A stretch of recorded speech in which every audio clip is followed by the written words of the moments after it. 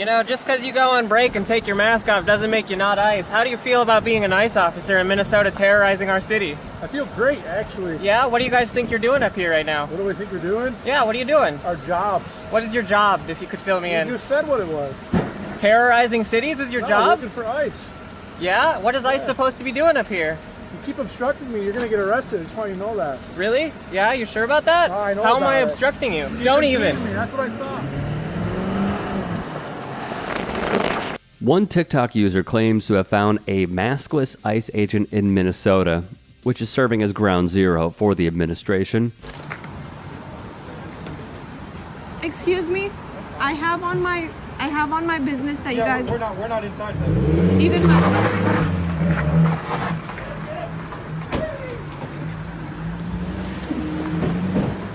While communities find very creative ways to help out one another, 56-year-old Chang Lee Scott Thao, an American citizen, was detained by ICE agents on Sunday. Thao said he had been napping when federal agents forced entry into his Minnesota home, arresting him at gunpoint without a warrant.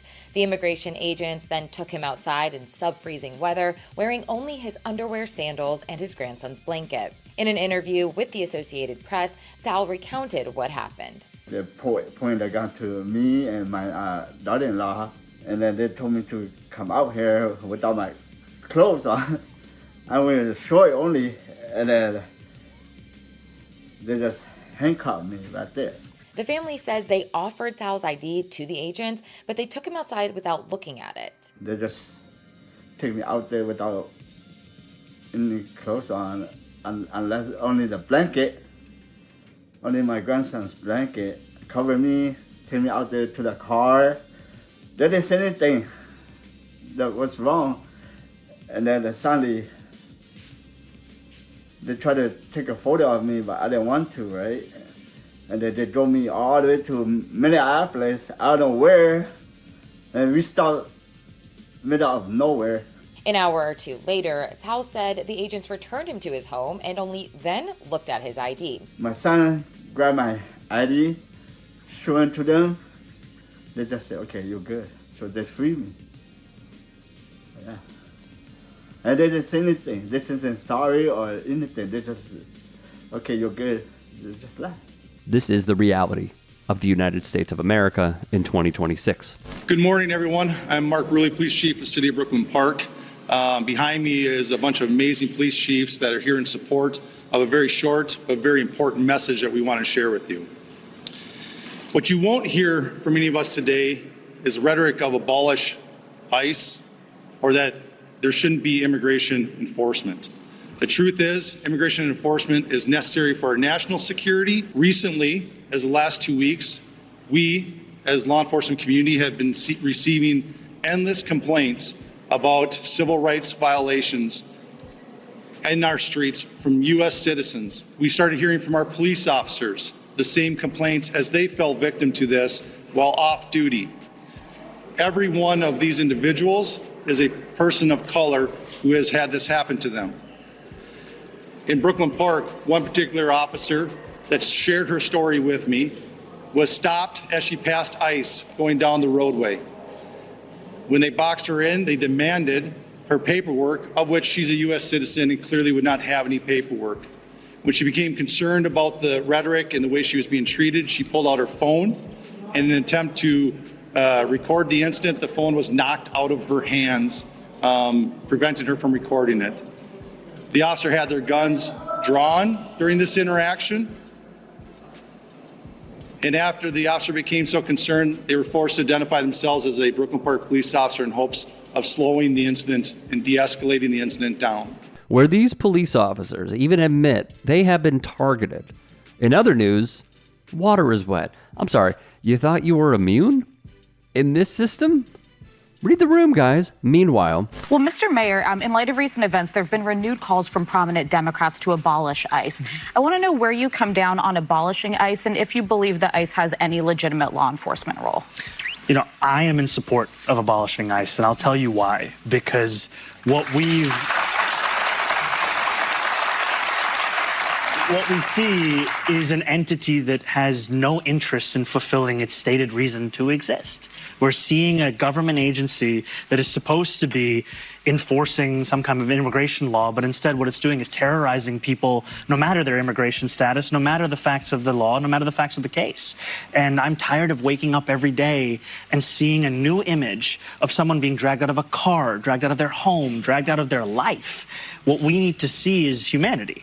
And there is a way to care about immigration in this city and in this country with a sense of humanity. What we're seeing from ICE is not it, and we have not seen that from them in a long, long time. So, you know, it's really nice to have you here.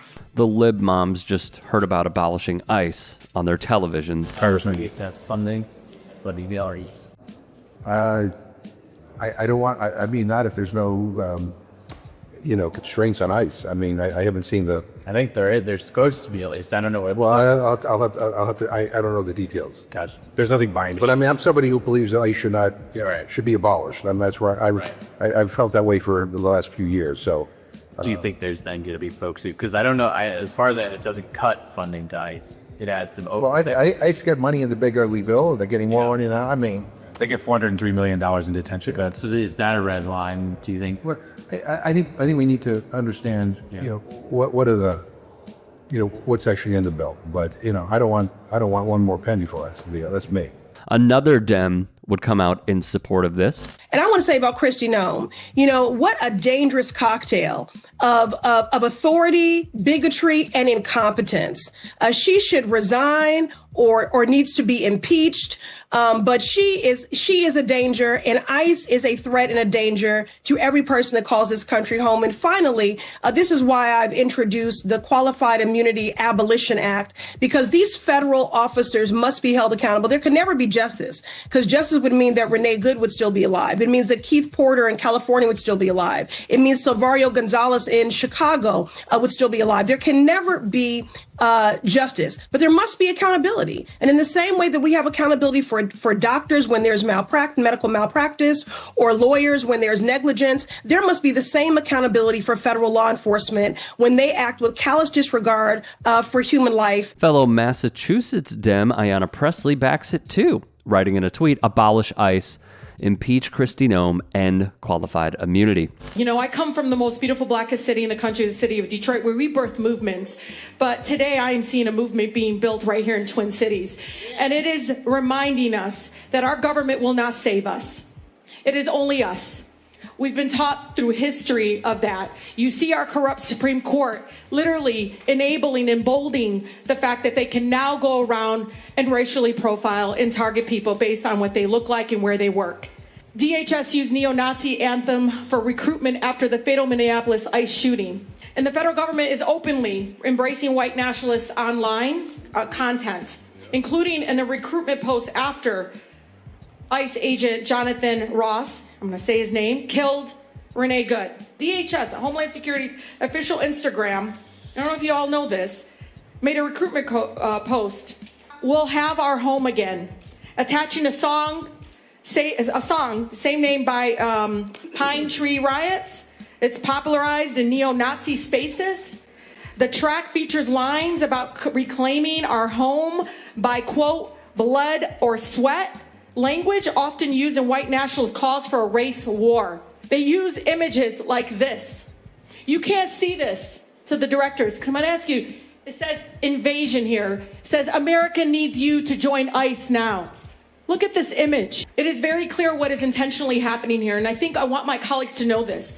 In Southwest Detroit, where I was born and raised, we've been complaining about ICE since 2010. This is an agency that is reeked of this. And when Speaker Johnson, and Chair Jayapal knows, when Speaker Johnson says ICE is doing what it was created to do, remember this when the funding comes up next week. Rashida Tlaib, one of the best that the left has to offer, also wrote abolish ICE now in a post on social media. Hey, I appreciate you watching. Now, if you can, please do become a channel member by going to youtube.com/TYTSports and clicking the join button. If that's too much for you, you can just go to tyt.com/join to become a member. It helps all of us out here at the Young Turks and keeps our network afloat. In addition, you could follow me on my socials on Twitter, Instagram, and TikTok. Appreciate the love. Have a great day.